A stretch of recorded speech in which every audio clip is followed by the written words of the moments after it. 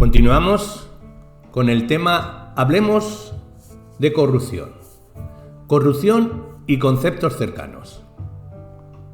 Para terminar, es necesario distinguir el concepto de corrupción de otros conceptos. En primer lugar, es preciso diferenciarlo de los escándalos políticos. El escándalo político consiste en el uso de acusaciones de conducta corrupta contra el adversario político hechas en el marco del conflicto partidario. Siguiendo a Thompson, para que se dé el escándalo se necesitan los siguientes requisitos. A. Su ocurrencia o existencia implica la transgresión de ciertos valores, normas o códigos morales. B. Su existencia implica un elemento de secreto u ocultación, pero aún así llegan a ser conocidos por individuos distintos a los directamente implicados. C. Algunos no participantes desaprueban las acciones a los acontecimientos y pueden sentirse ofendidos por la transgresión. D. Algunos no participantes expresan su desaprobación denunciando públicamente las acciones o acontecimientos. E. La revelación de las acciones o los acontecimientos y la condena que recae sobre la conducta pueden dañar la reputación de los individuos responsables, aunque no necesariamente ni siempre sea así el caso.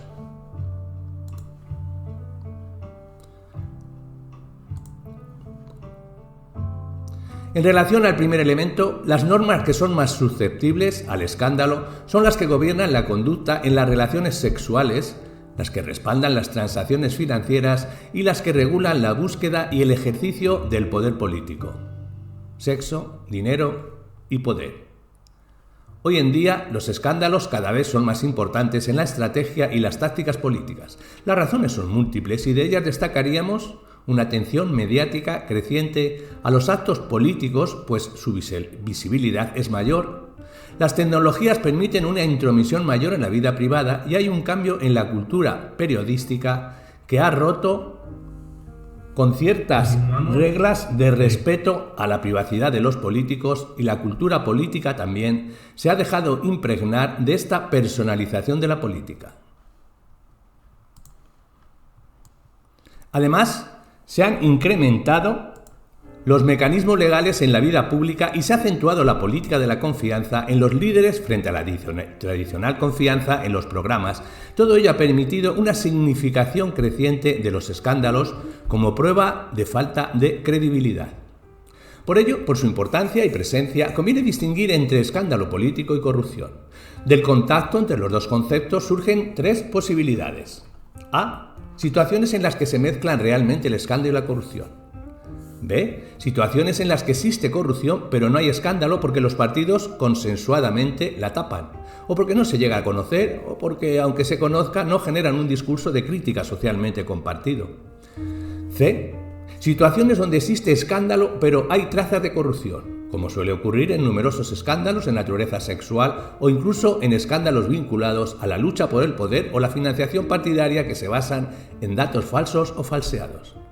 En consecuencia, conviene ser cuidadosos con la mezcla de ambos conceptos. En segundo lugar, es conveniente distinguirlo del conflicto de intereses y las incompatibilidades. El conflicto de intereses de los responsables públicos es un conflicto entre obligaciones públicas e interés privado, que pueden indebidamente influir en el cumplimiento de sus obligaciones y responsabilidades. Por ejemplo, ser propietario de una empresa en un sector sobre el que se tiene la competencia de regular o decidir públicamente. El conflicto es un prerequisito para la corrupción, pero no tiene por qué acabar en ella. El conflicto puede ser aparente, puede darse, pero no se dan los conflictos. O puede ser potencial. Podría haber conflicto en el futuro si el funcionario o la funcionaria asumiera ciertas responsabilidades. Pero para que exista corrupción, el conflicto tiene que ser real y la actuación del responsable público tiene que desembocar en una decisión o inacción en el que prime el interés privado sobre el público. Por todo ello, nuevamente surgen tres posibilidades. A. Supuesto de conflicto de interés sin corrupción. Por ejemplo, un responsable público que tiene que tomar una decisión en la que están afectados familiares directos pide abstenerse de resolver dado el conflicto. B. Supuestos de corrupción donde el conflicto de intereses es un ingrediente claro del resultado final. Por ejemplo, un consejero autonómico interviene en las actividades de su gobierno para que se regule a favor de una empresa propiedad de su esposa. C. Casos de corrupción en los que no hay indicio de conflicto de interés. Por ejemplo, un agente electoral de un partido compra el voto a unos campesinos a cambio de unos pesos, unos dólares, unos euros. Dicho esto, a pesar de las diferencias, es obvio que cualquier país que quiera luchar contra la corrupción debe tener una legislación de conflictos de interés e incompatibilidades avanzada y rigurosa, que impida los conflictos de intereses reales, posibles e incluso aparentes. En el tratamiento de los conflictos de interés se pueden mantener dos tipos de estrategias. Una sería la de intentar evitar que los conflictos se produzcan.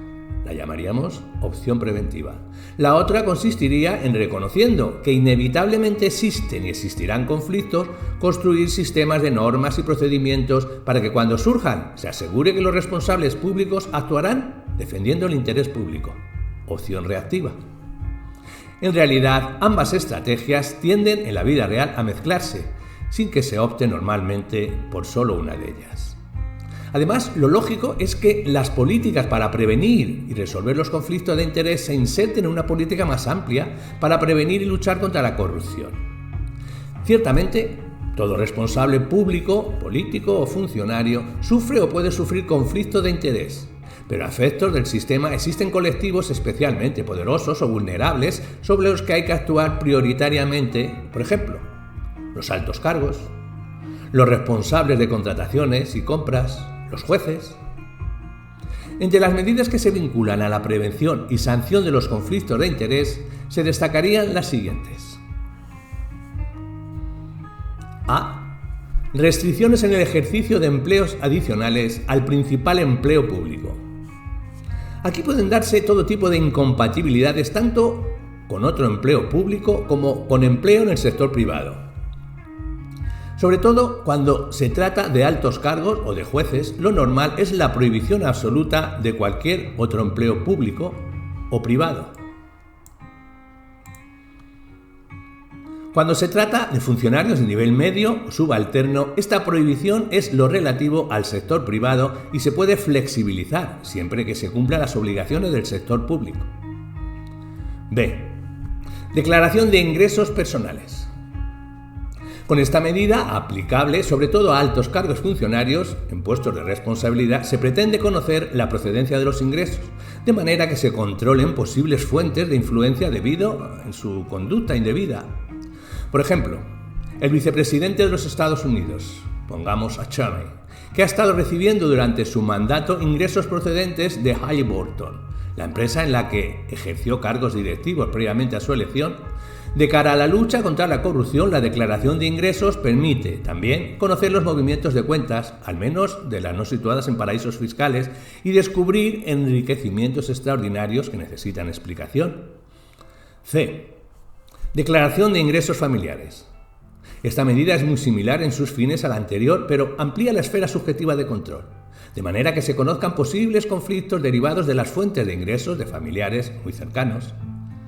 También en la lucha contra la corrupción, el conocimiento de las fuentes de ingresos familiares es muy importante porque extraordinarios enriquecimientos de hijos o esposa, esposo, durante el mandato del alto cargo, por ejemplo, pueden estar vinculadas a actividades ilícitas o inmorales. Así, si la esposa de un alcalde o presidente de una diputación se convierte de repente, coincidiendo con el mandato de su marido, el género podría ser también el inverso, aunque no es tan común por ahora, en una empresaria de gran éxito, conocer qué tipo de negocio realiza puede ser muy importante de cara a luchar contra la corrupción. Punto D. Declaración de patrimonio personal. Hay personas que cuando ingresan en política o cuando ocupan puestos administrativos ya poseen una gran fortuna, de forma que la revelación de ese patrimonio puede ayudar a conocer fuentes de conflicto de interés. Además, el descubrimiento de tal fortuna durante el mandato podría ser fuente de un escándalo, basado en la manipulación de datos si no existiera información previa. Conocer desde el inicio ese patrimonio reduce las posibilidades de escándalos innecesarios y dañosos para la imagen de lo público. Pero lo normal es que las personas no posean tal fortuna y si durante el mandato se adquiriese un patrimonio incoherente con los ingresos conocidos, al conocerse el patrimonio de partida, existirían fundamentos para iniciar investigaciones sobre posible corrupción. El antiguo caso Roldán Es un buen ejemplo de enriquecimiento injustificado en una persona que acudió a la política como medio de vida, sin patrimonio previo, y que tras su paso por la Dirección General de la Guardia Civil se convirtió en un acaudalado propietario.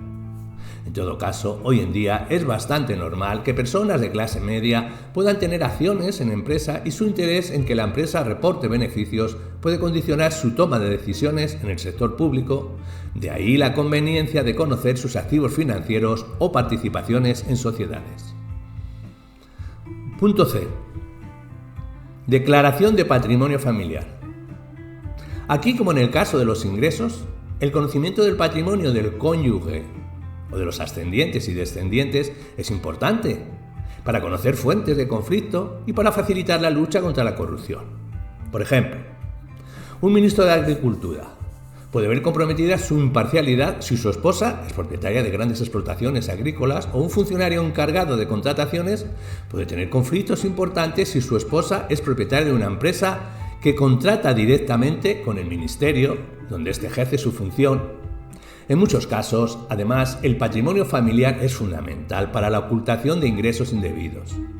Los pisos a nombre de hijos y familiares son prácticas demasiado comunes como para no tomar medidas para controlarlas. Punto F. Declaración de regalos. En el ejercicio del cargo y como consecuencia del mismo pueden recibirse regalos oficiales, de gobiernos extranjeros, por ejemplo, y privados. Esos regalos podrían comprometer la imparcialidad y por ello ser fuente de conflicto de interés. De ahí que a partir de un determinado valor económico se prohíba en algunos países la aceptación de regalos. No obstante, cuando por razones de cortesía y de respeto institucional es conveniente aceptarlos, la normativa a menudo establece que es necesario declararlos e incorporarlos al patrimonio estatal. También es cierto que en la aceptación de regalos es diferente la aceptación antes de prestar el servicio o tomar la decisión que después, en el primer caso, puede comprometer la decisión o la prestación. En el segundo puede ser una muestra de agradecimiento por una decisión tomada imparcialmente. En cualquier caso, para evitar pervertir la imagen de lo público, conviene evitar ambos tipos de regalos, aunque la casuística puede obligar a matizar la regla en ciertos casos.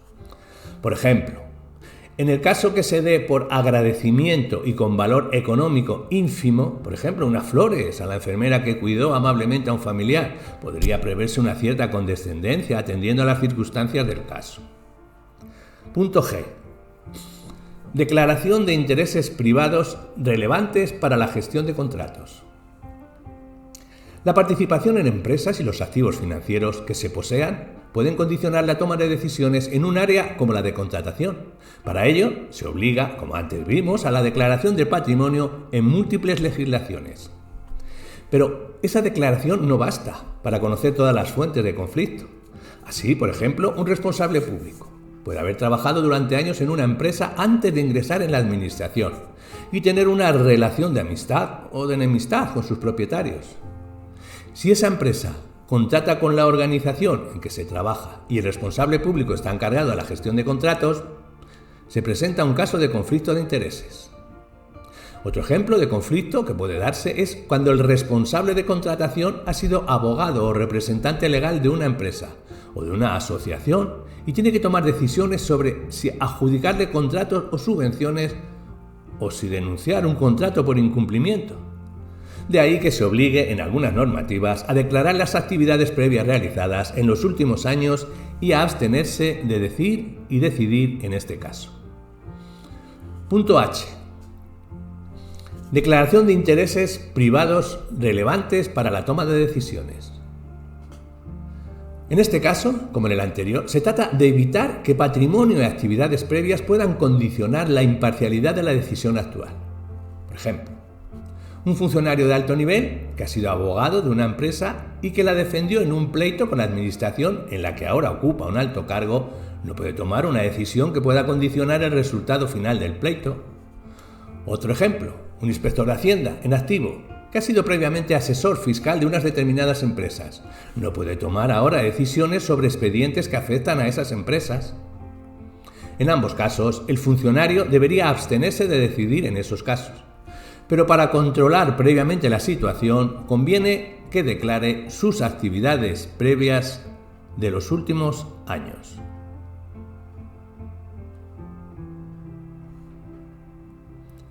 Punto I. Declaración de intereses privados relevantes para quienes participan en la toma de decisiones como consejeros o informantes. En estos casos, a quienes afecta la obligación es a personas que no toman decisiones pero que influyen con sus consejos e informes en la toma final de la decisión. Es innegable que si un experto tiene que informar sobre la compra de un avión de combate y su informe es muy relevante para la toma de decisión final, el hecho de que antes de ingresar en la administración haya trabajado en una empresa de construcción aeronáutica o que posea acciones en la misma, esto puede condicionar su informe y la decisión final si aquella se presenta al concurso, de ahí que convenga conocer tal circunstancia. Punto J. Seguridad y control en el acceso a información privilegiada. Ciertas personas trabajan en áreas en las que se maneja información muy relevante para la economía nacional o para su seguridad. De ahí que convenga clarificar a quién y cómo podrían beneficiar estas personas si se decidieran a revelar tal información y posteriormente tomar medidas para evitar la posibilidad. Ello puede llevar a incompatibilidades muy exigentes y a declaraciones de interés continuas y muy detalladas. Incluso en ciertos países, ello da lugar a investigaciones oficiales sobre su vida privada. Punto K. Restricciones y control de actividades privadas con posterioridad al cese. Una forma de capturar políticas y decisiones por parte de las empresas, ONGs y grupos de interés es el de ofrecer altos cargos en dichas organizaciones a los responsables públicos para cuando abandonen el gobierno. Para evitar este tipo de situaciones, con toda su carga de conflicto de interés y también de soborno diferido, en las legislaciones de muchos países se establece una prohibición temporal, 2 años, por ejemplo, de aceptar empleo en el sector privado, una vez abandonado el servicio público, cuando las organizaciones que ofrecen el empleo dependieron del funcionario correspondiente en decisiones o resoluciones de cualquier tipo. Este tipo de prohibiciones son muy importantes en las agencias reguladoras, como ejemplo, como la CNMV, la Comisión Nacional de Mercado de Valores, donde las decisiones pueden tener efectos muy importantes sobre la cuenta de resultados de las empresas. Incluso se puede prohibir al responsable público durante un periodo temporal celebrar como empresario contratos con la administración pública, en este caso para evitar un cierto tráfico de influencias. Punto L. Restricciones y control de nombramientos concurrentes fuera del gobierno. Un funcionario o responsable público puede, al tiempo que desarrolla su labor en la administración, estar involucrado en puestos de responsabilidad en un partido político o en una asociación legal de cualquier tipo como un ciudadano corriente. Obviamente, en estos casos no se desarrolla normalmente la labor por razones lucrativas, sino por razones ideológicas o por preocupaciones sociales, culturales o medioambientales. Sin embargo, la militancia política y o social puede provocar conflictos de interés, de ahí que para determinados puestos se pueda exigir información relativa a este tipo de actividades cívicas y en ocasiones se pueda prohibir la ocupación de puestos de responsabilidad en este tipo de organizaciones o incluso la mera militancia. Por ejemplo, para funcionarios del señor Executive Service en los Estados Unidos y en otros países se establece la prohibición de militancia partidista, dado que van a tener que trabajar como altos cargos para administraciones diferentes. En el próximo tema continuaremos con todos estos puntos.